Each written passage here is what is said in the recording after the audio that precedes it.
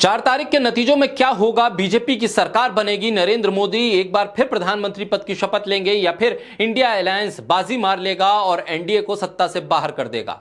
ये तमाम एनालाइज किया जा रहा है चीजों को। एग्जिट पोल की एक बड़ी तादाद है जो ये कह रही है कि बीजेपी वापसी करेगी, लेकिन कई एग्जिट पोल ये बता रहे हैं कि इंडिया गठबंधन भी आ सकता है। लेकिन इन सबसे इतर कांग्रेस अपने इंटरनल सर्वे और इंडिया अलायंस की बैठक के बाद 295 के आंकड़े पर जाकर रुक गई है। मल्लिकार्जुन खड़गे ने अपने पूरे संगठन की टीम से, अपने कई राज्यों के मुख्यमंत्रियों से, सहयोगी दलों के मुख्यमंत्रियों से, उनसे एक एक करके बातचीत की है। अपने जिला अध्यक्षों, प्रदेश अध्यक्षों, ऑब्जर्वर, उम्मीदवारों और तमाम लोगों से बातचीत करने के बाद, उनके आंकड़ों को सुनने के बाद और फिर एनालाइज करके ये फाइनल किया गया है कि 295 पहुंच रहा है इंडिया अलायंस। ऐसे में राहुल गांधी से जब पत्रकारों ने पूछा कि कितनी सीटें, तो उन्होंने कहा कि सिद्धू मूसेवाला का गाना आपको याद नहीं, 295।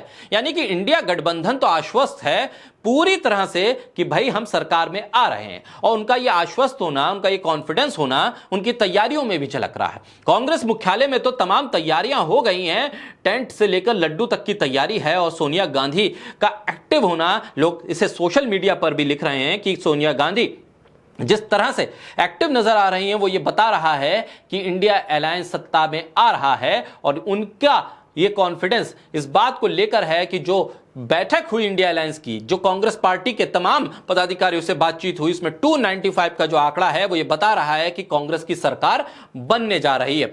लेकिन वो तैयारियां बीजेपी मुख्यालय में नहीं दिख रही हैं जो कांग्रेस के दफ्तर में दिख रही हैं। जैसा कि आप सभी जानते हैं कि बीजेपी के दफ्तर में हो, पार्टी कार्यकर्ताओं के बीच में हो, जिला मुख्यालय पर हो या अलग अलग जगहों पर, लड्डू बनने की तैयारी बीजेपी में बहुत पहले से हो जाती है।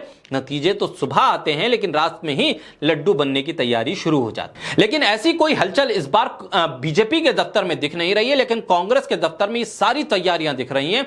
कॉन्फिडेंस भी दिख रहा है, तैयारियां भी दिख रही हैं। लेकिन बीजेपी के दफ्तर में सिर्फ और सिर्फ एग्जिट पोल को लेकर ही बातचीत हो रही है। एग्जिट पोल के आंकड़ों को ही सच माना जा रहा है, अलग से कोई तैयारी कहीं नहीं दिखाई दे रही है। कांग्रेस ने तो यह साफ तौर पर कह दिया है अपने कार्यकर्ताओं से, नेताओं से, अपने ऑब्जर्वर से, अपने उम्मीदवारों से कि कहीं भी कोई भी दिक्कत आए, फौरन आप कांग्रेस मुख्यालय में उसकी शिकायत कीजिए, यहां पर संपर्क कीजिए, हम हमेशा आपके साथ पे रहेंगे। वकीलों का एक पूरा दल तैयार कर दिया गया है जो फौरन मूव करेगा। और यहां तक कि एक व्हाट्सएप नंबर भी कांग्रेस पार्टी जारी करने की बात कर रही है, जिस पर किसी भी गड़बड़ी की शिकायत का वीडियो बनाकर आप साझा कर सकते हैं, जिस पर कांग्रेस पार्टी की तरफ से आगे की कार्रवाई की जाएगी, उसे कानूनी ढंग से देखा जाएगा। समाजवादी पार्टी ने उत्तर प्रदेश में बड़ी तैयारी कर रखी है।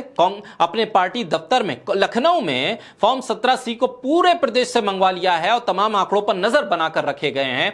और तमाम उम्मीदवार ये कह रहे हैं कि आखिरी दम तक डटे रहना है, जब तक सर्टिफिकेट ना मिल जाए हमें हिलना नहीं है। ये कॉन्फिडेंस पार्टी के कार्यकर्ताओं का, विपक्षी दल के नेताओं का ये बता रहा है कि 295 का आंकड़ा बहुत सोच समझ के सामने रखा गया है। ऐसे में सवाल यह है कि हमेशा जीत के जश्न की तैयारी एडवांस में करने वाली बीजेपी के कार्यालय में जीत के जश्न की तैयारी क्यों नहीं दिख रही है? सिर्फ एग्जिट पोल के आंकड़ों पर ही बात क्यों की जा रही है? क्या एग्जिट पोल में किसी बात की का डर है बीजेपी को जो इन तैयारियों को रोक रहा है?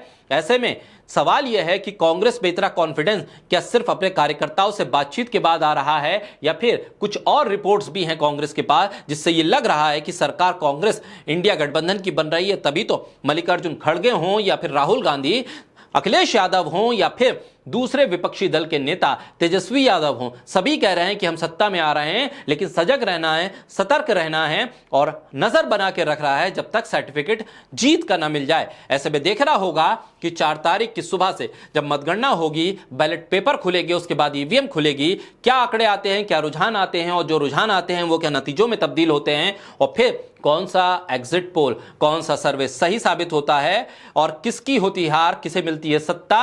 बोलता हिंदुस्तान तमाम अपडेट्स आप तक पहुंचाता रहेगा, इसीलिए मतगणना वाले दिन भी बोलता हिंदुस्तान के साथ बने रहिएगा।